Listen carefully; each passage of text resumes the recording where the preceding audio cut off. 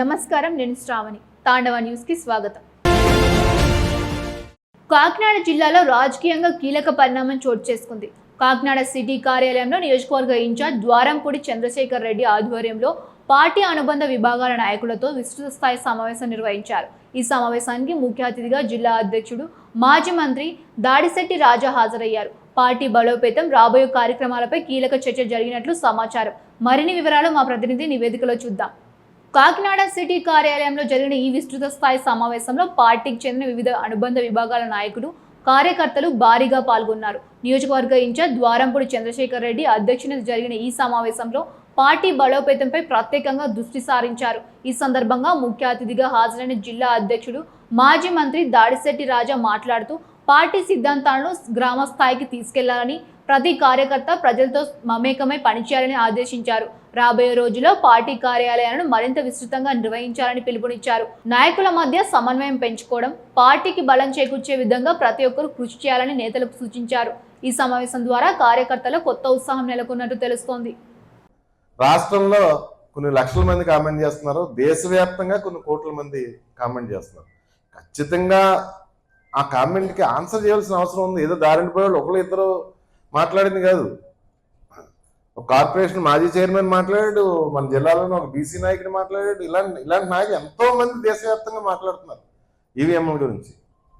ఎంతో కొంత వాళ్ళ ఎక్స్ప్లెనేషన్ చెప్పవలసిన అవసరం ఉంది. ఏదో దారిని పోయేవాడు ఒకరు ఇద్దరు మాట్లాడితే మాకు లెక్క ఉంది, మాకు మనీ ఉంది అని చెప్పి అనుకోవచ్చు. కానీ కొన్ని కోట్లలో ఉంటే మరి ఎక్స్ప్లెనేషన్ ఇవ్వాల్సిన అవసరం ఉంది కదా. జనరల్గా అంటున్నాను నేను, మామూలుగానే జిల్లాలో వాళ్ళు చెప్పిందే, ఎలక్షన్ కమిషన్ ఇచ్చిన డేటా, కొన్ని వందల బూతుల్లో రాత్రి 2 వరకు, తెల్లవారుజాము 2 వరకు దగ్గర 400 ఓట్లు పోలేయి అని చెప్పేసి మాట్లాడడం జరిగింది. చెప్పడం వాళ్ళు ఇచ్చిన డేటా 12% ఓట్లు. అదేవిధంగా రాష్ట్ర వ్యాప్తంగా కొన్ని వేల బూతుల్లో వాళ్ళు ఇచ్చిందే, ఎలక్షన్ కమిషన్ వాళ్ళ అఫీషియల్ డేటా 3500 బూతుల్లో అని చెప్పేసి అన్న. ఏదన్నా రాష్ట్రం మొత్తం మీద ఒక బూత్లో వీడియో చూపించవచ్చు కదా. రాత్రి 10 దాటిన తర్వాత 2 వరకు అన్ని ఒక 10 మంది ఓటేసినట్టు, ఎక్కువ మంది వద్దు, ఒక 10 మంది క్యూలో ఉండి ఓటేసినట్టు ఒక్క ఆధారం చూపించవచ్చు కదా. ఇంతమంది గొంతించుకుని అడుగుతున్నారు కదా, ఇంతమంది ఇన్ని లక్షల మంది మాట్లాడుతున్నప్పుడు ఒక్క ఆధారం చూపించవచ్చు కదా. మరి కెమెరాలు ఎందుకు పెట్టారు బూత్లోని? ఒక 10 మంది ఓటేసినట్టు, రాత్రి 11:30 దాటిన తర్వాత 2 గంటల వరకు మధ్యలో ఆ టైం రిచ్లో అవుతుంది కాబట్టి ఒక 10 మంది ఓటేసినట్టు చూపించవచ్చు కదా. నేను కామెంట్ చేయట్లేదు, దాని రకరకాల మంది మాట్లాడుకుంటారు. మా సిటీలో ఇలా జరిగింది, లేకపోతే ఇంకో దగ్గర ఇలా జరిగింది, ఇంకో దగ్గర ఇలా జరిగింది, ఏదో మోస్తుందని. అవన్నీ మేము అంటలేదు. ఎక్కడ రాష్ట్ర వ్యాప్తంగా 3500 బూత్లు అంటున్నారు మీరు. 14% ఓటింగ్ పెరిగింది అన్నారు ఒక్క బూత్లో. రాత్రి 10:30 దాటిన తర్వాత ఓ 10 మంది ఓట్లు వేస్తారని చెప్పొచ్చు కదా, తెల్లవారుజాము 2 వరకు. మరి సమాధానం చెప్పకపోతే అనుమానాలు ఇంకా పెరిగిపోయే ఆస్కారం ఉంది కదా. ఒక్క బూత్లో సమాధానం చెప్పితే గొడవ అయిపోతుంది కదా, గొడవ లేకుండా ఉంటుంది కదా. మరి ఏదో తప్పు జరిగిందని అనుమానాలు పెరిగిపోతాయి కదా ప్రజలకి. మరి అంత లెక్క లేకుండా ఉంటే ఎలాగా ప్రజాస్వామ్య వ్యవస్థలను, ప్రజాస్వామ్యంలో? మరి ఎలక్షన్ కమిషన్ 100 రోజులు పోయిన తర్వాత ఏదో రిపోర్ట్ ఏదో మరుసటి రోజు పెడుతుంది కనుక డైవర్షన్ గురించి ముందు రోజు పెద్ద మతాలని, లడ్డూల్ని బయటకు తీసుకొచ్చారు. దాని మీద ప్రజలు మాట్లాడుకోకుండా ప్రజల దృష్టి అంతా దాని మీద ఉన్నారు. అలాగే ఈవెంట్లు చేస్తున్నారు, రకరకాల ఈవెంట్లు. మరి స్మార్ట్ సిటీ అంటున్నారు, లేదా మా మున్సిపాలిటీలు అంటున్నారు. ఈవెంట్లు చేయడం జరుగుతుంది కానీ పనులు అయితే జరగట్లేదు. 6 గ్యాస్ సిలిండర్లు ఇచ్చామంటున్నారు, సూపర్ 6 అయిపోయింది అంటున్నారు. మరి అయిపోయిందో లేదో ప్రజలకు తెలుస్తుంది కదా. కంప్లీట్ అయిపోయింది అంటున్నారు, మనల్ని ఏదో ఊహల్లో ఉండమంటున్నారు. మనం ఊహించుకుని అన్నీ అయిపోయి అనుకోవాలంతే, ఈ మీడియా చూస్తుంది.